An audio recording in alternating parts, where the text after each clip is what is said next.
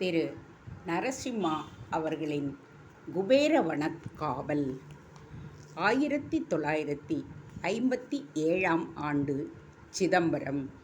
ஏண்டி பத்மாசினி, இதுதான் ஓ நாத்தனார் பிள்ளையா? நாசியின் மீது வழிந்திருந்த மூக்கு கண்ணாடியை கண்களுக்கு நேராக நிறுத்தியபடி அந்த பாட்டி ஆறாவமுதனை நோட்டம் விட்டாள். அவளது பார்வையை தாக்குப்பிடிக்க முடியாமல் அவன் தலை குனிந்தான். அவனது சங்கடத்தை மனதிற்குள் ரசித்த அவனுடைய மாமி பத்மாசினி தன் தலையை ஆட்டினாள். ஆமாம் மஞ்சுளா மாமி, என் நாத்தனார் ஜோத்சனாவோட ஒரே பிள்ளை. தனது மாமியின் குரல் பரிகாசத்துடன் ஒலித்ததாகப்பட்டது அமுதனுக்கு. தன் தாய்மாமா வரதன் அருகே எங்கேயாவது தென்படுகின்றாரா என்று சுற்றி பார்த்தான். பூணூல் பையன் அருகே நின்று அவனுக்கு வசூலாகும் ஆசீர்வாத பணத்தை எண்ணிக்கொண்டிருந்தார். இப்போதைக்கு இவன் உதவிக்கு வரும் நிலையில் அவர் இல்லை. கேள்வி கேட்ட மஞ்சுளா பாட்டியின் இதழோரம் மிளிர்ந்த பரிகாசம் இப்பொழுது அவள் கண்களுக்குள்ளும் பரவியது. கேவலமான ஏதோ ஒரு ஜந்துவை பார்ப்பது போல் அவனை பார்த்தாள். துரையாட்டம்தான் இருக்கான், அந்த பாட்டி கூற அமுதனின் பின்னால் நின்று திடீரென்று ஒரு கெக்களிப்பு சத்தம் கேட்க திரும்பி பார்த்தான். புண்டரீகம் பாட்டிதான் அங்கு நின்றிருந்தாள். இவனுடைய மாமா வரதனின் மாமியார். பத்மாசினி மாமியின் அம்மா. பெயரில் ரீகம் உண்டே தவிர பேச்சில் எந்த அளவும் எள்ளளவு கூட நாகரிகம் கிடையாது. ஆனால் நாகம் என்ற நச்சை மட்டும் கக்குவாள். டி மஞ்சுளா, விதை ஒன்று போட்டா சுரை ஒன்றா முளைக்கும். துரப்பாயலுக்கு பிறந்தா துரையாட்டம் தானடி இருப்பான். தன் பேரன் சந்தானம் கண்ணங்கரையில் இருக்கும் ஆதங்கத்தில் அமுதன் மனதை தன் வார்த்தைகளால் அவள் நோகடித்தாள். அமுதன் என்ன சிறுவனா? அவர்களது ஏச்சுகளையும் பேச்சுகளையும் புரிந்து கொள்ளாமல் இருப்பதற்கு பள்ளி வாழ்க்கையை முடித்து கல்லூரியில் காலடி எடுத்து வைத்து விட்டான். தன் தாய் தந்தையை பற்றி எந்தவிதமான தீர்மானத்திற்கும் அவன் வந்துவிடாதபடி உறவினர்களும் அக்கம்பக்கத்து மனிதர்களும் நாளொரு கதையும் வேலைக்கொரு விமர்சனமும் செய்து அவனை சித்திரவதைக்கு உள்ளாக்கி வருகின்றனர். வம்பு பிடித்த திருவல்கேணியில்தான் இது வாடிக்கை என்றால் மாமாவின் மைத்துனன் பிள்ளை பூணூலுக்காக அவன் சிதம்பரம் வந்திருக்க அங்கேயும் இவனை கேவலப்படுத்துகின்றார்களே. அமுதன் வேதனையுடன் தலை குனிந்து நிற்க அந்த காட்சியை கவனித்து கொண்டிருந்தன ஒரு ஜோடி கண்கள். அந்த கண்களில் கோபம் திரண்டிருந்தது. நல்ல வேளை, மேடையில் வாத்தியார் குறிப்பிட இவனை சித்திரவதை செய்து கொண்டிருந்த பெண்களின் கவனம் மேடை பக்கமாக சென்றது. அந்த சந்தர்ப்பத்தை பயன்படுத்தி கொண்டு கல்யாண சத்திரத்தை விட்டு வெளியே நடந்தான் ஆறாவமுதன் என்கின்ற அமுதன். சென்ற ஆண்டுதான் இவனுக்கும் தன் பிள்ளை சந்தானத்துக்கும் சேர்த்து பூணூல் போட்டிருந்தார் வரதன் மாமா. தொடப்பக்கட்டைக்கு பட்டு குஞ்சலை கேட்குறதாக்கும் என்கின்ற மங்கள வாழ்த்துக்கள் இவனுக்கு பலரால் வழங்கப்பட்டன. சிறு வயது முதலே இதுபோல் வசவுகளை தாங்கிக் கொள்ள பக்குவப்பட்டு விட்டான் அமுதன். இவனுடைய நொந்து போன இதயத்துக்கு அருமருந்தாக இருப்பது வரதன் மாமாவின் அபரிமிதமான பாசம்தான். இவனை நன்றாக படிக்க வைத்து வருகின்றார். இன்னும் சொல்லப்போனால் திடீரென்று காணாமல் போன அம்மாவின் நகைகளை இவனுக்காக பத்திரமாக வைத்திருக்கிறார். மாமி அதை கபளீகரம் செய்ய முயன்றும் இதுவரை அவளால் அவற்றை நெருங்க முடியாதபடி ஒளித்து வைத்திருக்கின்றார். இவர்கள் திருவல்லிக்கேணியில் வசிக்கும் வீட்டில் இவனுடைய அம்மா ஜோத்சனாவுக்கும் பாகம் உண்டு. அதனால்தான் இவன் மாமி ரகசியமாக இவனை நையாண்டி செய்தால் கூட மாமாவின் எதிரே அன்பை பொழிவது போல் பாவனை செய்கின்றாள். அமுதனின் கோபம் எல்லாம் தன் தாய் தந்தையின் மீது திரும்பியது. இவனை இப்படி நிரந்தரமாக விட்டு செல்ல எப்படி மனம் வந்தது? அப்பாதான் மர்மமான முறையில் காணாமல் போனார் என்றாள். அம்மாவும் இவனை மாமாவிடம் ஒப்படைத்துவிட்டு காணாமல் போய்விட்டாளே. எங்கே போனாள்? கல்யாண சத்திரத்தை விட்டு தெருவில் இறங்கிய அமுதன் சிதம்பரம் கோவிலை நோக்கி நடந்தான். அவனை கண்ட பிச்சைக்காரர்கள் சிலர் பாய்ந்து வந்து வழிமறித்தனர். துரை, துரை, பிச்சை போடு துரை. அமுதனுக்கு அழுவதா சிரிப்பதா என்று தெரியவில்லை. இப்பொழுதுதான் மஞ்சுளா பாட்டி இவன் துரை போல இருப்பதாக கிண்டலடித்தாள். இந்த பிச்சைக்காரர்களின் கண்களுக்கும் இவன் துரையாக தெரிகின்றானே. எல்லாவற்றிற்கும் காரணம் இவனுடைய பால் போன்ற நிறம். தன் பிறப்பிற்கே ஒரு சந்தேக சாயை அந்த நிறம் கொடுத்து விட்டது எண்ணி துக்கத்தில் ஆழ்ந்த அமுதன் அந்த பிச்சைக்காரர்களை லட்சியம் செய்யாமல் தன் வழியே சென்றான். இங்கே பரவாயில்லை, திருவல்லிக்கேணியில் இவன் தெருவில் நடந்து சென்றால் திண்ணைகளில் உட்கார்ந்திருக்கும் பாட்டிகளுக்கும் மாமிகளுக்கும் கிசுகிசுவென்று இவனை பார்த்து தங்களுக்குள் பேசிக்கொள்ள விஷயம் கிடைக்கும். திருவல்லிக்கேணியில்தான் ஒரு கேலிக்குரியவன் என்பதை அமுதன் உணர்ந்தே இருந்தான். ஒரு நாள் பார்த்தசாரதி கோவிலுக்கு சென்ற பொழுது எதிர்ப்பட்ட கிழம் ஒன்று இவனை ஏளனத்துடன் பார்த்து, ஏண்டா அமுதா, கோவிலுக்கு போறியா? ஞாயிற்றுக்கிழமை சர்ச்சுக்கும் போவியா என்று கேட்டுவிட்டு தனக்குத்தானே சிரித்தபடி நடையை கட்டியது. தனது பிறப்பில் ஏதோ மர்மம் இருக்கிறது என்பதை மட்டும் வெகு விரைவில் அவன் புரிந்து கொண்டான். இவனது அபரிமிதமான அழகும் நிறமும் தேஜஸும் எல்லோருடைய சந்தேகத்துக்கும் ஆதாரமாக இருப்பதாக இவன் மாமி பத்மாசினி தன் கணவனிடம் கூறியதை இவனே கேட்டிருக்கின்றான். நம்ம வாளுக்கு ஏதுன்னா இந்த நிறமும் உயரமும் அழகும், உங்கள் மாப்பிள்ளை கூட இவ்வளவு நிறம் இல்லையே, ஜோத்சனாவும் தாழம்பூன்னு இருந்தா, அதனால்தான் ஊரார் சந்தேகப்படுறா. மாமி இழுத்தாள். மாமா ஆவேசப்பட்டார்.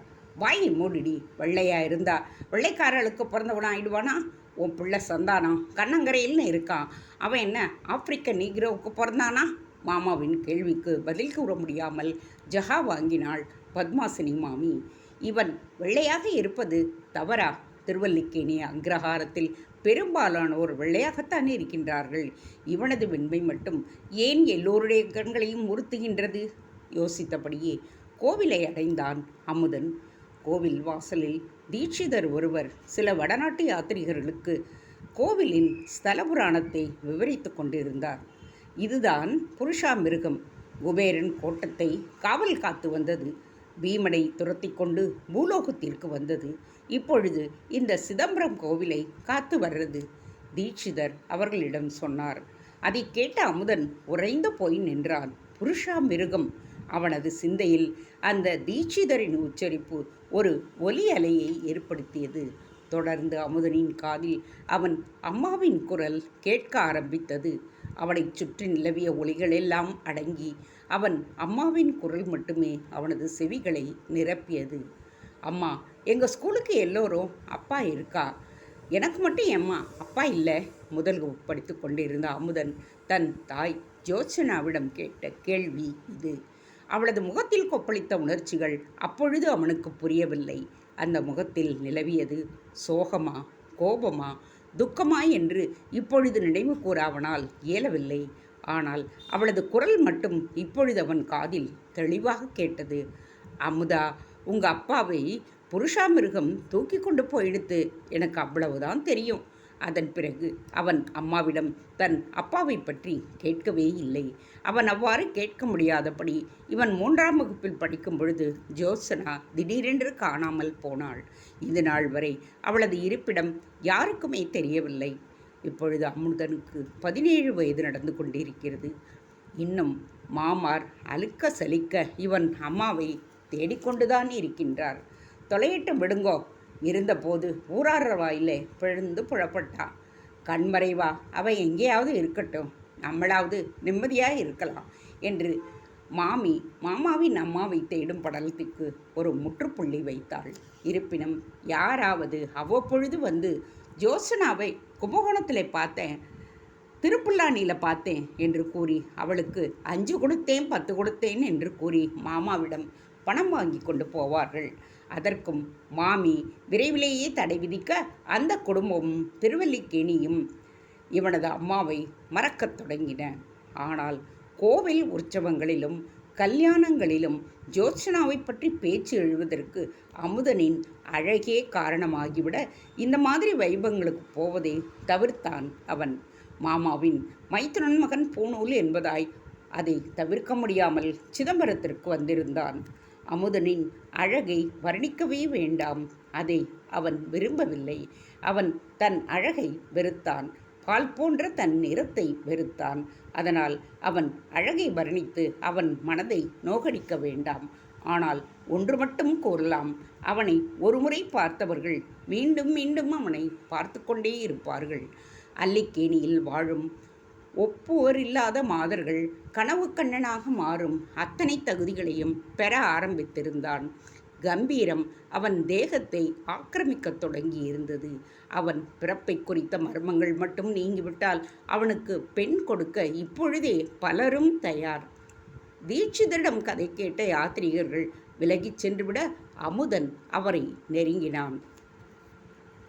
யாத்ரீகர் கொடுத்த தட்சிணையை எண்ணிக்கொண்டிருந்த தீட்சிதர் தன் முன் நிழலாட பார்வையை உயர்த்தினார். மாமா, அவாக்கிட்ட சொல்லிட்டு இருந்தேளே, இதுதான் புருஷாமிருகமா? அந்த சிற்பத்தை சுட்டி காட்டி கேட்டான். பாக்கெட்டில் எவ்வளோ வச்சிருக்கே தம்பி? தீட்சிதர் எதிர்கேள்வி கேட்டார். சாரி, பைசா இல்லை மாமா, அமுதன் சொல்லவும் இவனோடு என்ன பேச்சு என்கின்ற ரீதியில் தீட்சிதர் நடையை கட்டினார். இதுவா புருஷாமிருகம்? தன்னை மறந்து உறக்க குரலில் செய்த அமுதன் கேட்க அவன் தோள்களின் மீது இரு கைகள் படர்ந்தன. ஆமாம் தம்பி, இதுதான் புருஷாமிருகம். எங்கள் அம்மா சொன்ன புருஷாமிருகம் இதுவா? நம்ப முடியாமல் தனக்குத்தானே கேட்டுக்கொண்டவன் திடீரென்று தன் கேள்விக்கு யாரோ பதிலளித்தது சட்டென்று உரைக்க திரும்பி பார்த்தான். இவனை அன்புடன் பார்த்தபடி பொக்கை வாயில் ஒன்றிடந்து பற்களை வெளிக்காட்டியபடி உயரமான முதியவர் ஒருவர் அங்கு நின்றிருந்தார். ஆமாம் அமுதா, உங்கள் அப்பாவை தூக்கிட்டு போன புருஷாமிருகம் இதுதான். உங்கள் அம்மா ஜோஸ்னா உங்ககிட்ட சொன்னது இதை பற்றி தான். அமுதன் திகைத்து விட்டான். என் பெயர் உங்களுக்கு எப்படி தெரியும்? என் அம்மாவை பற்றி தெரிஞ்சிட்டு இருக்கீங்க. நீங்கள் யார்? எனக்கு உன் அம்மா, உன் அப்பா, உன்னோட பாட்டி, உன்னோட கொள்ளு தாத்தா, கொள்ளு பாட்டி எல்லாரையும் தெரியும். நான் உன்னோட கொள்ளு தாத்தாவோட சிநேகிதன் அமுதா. என் பெயர் நம்பாடுவான். அமுதன் பரவச நிலைக்கு தள்ளப்பட்டான். தன்னை தன் பெற்றோரிடம் சேர்ப்பிப்பதற்காகவே நம்பாடுவான் அங்கு வந்திருப்பதாக தோன்றியது. தாத்தா, என்னோட அம்மா அப்பா எங்கே? தேடி கண்டுபிடி அமுதா, உன்னால தான் அவங்களுக்கு விமோசனம் கிடைக்கும், நம்பாடுவான் கூறினார். அமுதன் நிமிர்ந்து புருஷாமிருக சிலையை வெறித்து பார்த்தான். தாத்தா, இந்த காலத்தில் கூட புருஷாமிருகம் மாதிரியான பிராணிகள்லாம் இருக்கா? நம்ப முடியாமல் கேட்டான். இருக்கு அமுதா. தாத்தா, என் அம்மா அப்பா மர்மமாக செத்து போயிட்டதா எல்லோரும் சொல்கிறாளே, புருஷாமிருகம்தான் என் அப்பாவை கொன்னெடுத்தா? விரக்தியுடன் கேட்ட அமுதனை பரிவுடன் பார்த்தார் நம்பாடுவான். இல்லை அமுதா, எனக்கு அப்படி தோணலை. அந்த மிருகம் உங்கள் அப்பாவை கொலை செஞ்சுருக்காது. உங்கள் அப்பாவை எங்கேயோ சிறை வச்சிருக்கு. அந்த புருஷாமிருகம் எங்கே இருக்குது தாத்தா? அந்த மிருகத்துக்கிட்ட போராடி எங்கள் அப்பாவை மீட்டு அம்மா கையில் சேர்க்கணும். நம்பாடுவான் உணர்ச்சியுடன் அமுதனின் முகத்தில் தட்டு கொடுத்தார். நீ செய்வடா அமுதா, முதல்ல உன் அம்மாவை கண்டுபிடி. தாத்தா, என் அம்மா அப்பாவை பற்றி ஏதாவது சொல்லுங்களே. என் அம்மாவை எல்லோரும் கேவலமாக பேசுகிறாளே. துக்கத்தினால் அமுதனின் தொண்டை அடைக்க அவனை ஆசுவாசப்படுத்தினார் நம்பாடுவான். அமுதா, நானும் அந்த பூணூல் கல்யாணத்துக்குத்தான் வந்தேன். ஓ மாமியும் அவள் அம்மாவும் உன்னை வார்த்தைகளாலேயே நோகடிக்கிறதையும் பார்த்தேன். விசாரித்ததில் நீ தான் ஜோஷ்னாவோட பிள்ளைன்னு தெரிஞ்சுக்கிட்டேன். உன்னோட பேசுகிறதுக்காகத்தான் உன் பின்னாடியே வந்தேன். தாத்தா, என் கதையை தயவு செய்து சொல்லுங்கோ.